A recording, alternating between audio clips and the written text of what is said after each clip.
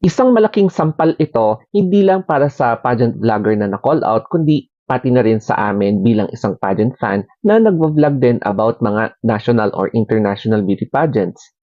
Sobrang importante ang lesson ito para sa amin na nagvo-vlog about pageants na dapat responsible kami kung ano man yung lumalabas sa aming bibig, especially when talking about mga beauty queens representing the Philippines and iba pang mga countries sa both national or international pageant stage.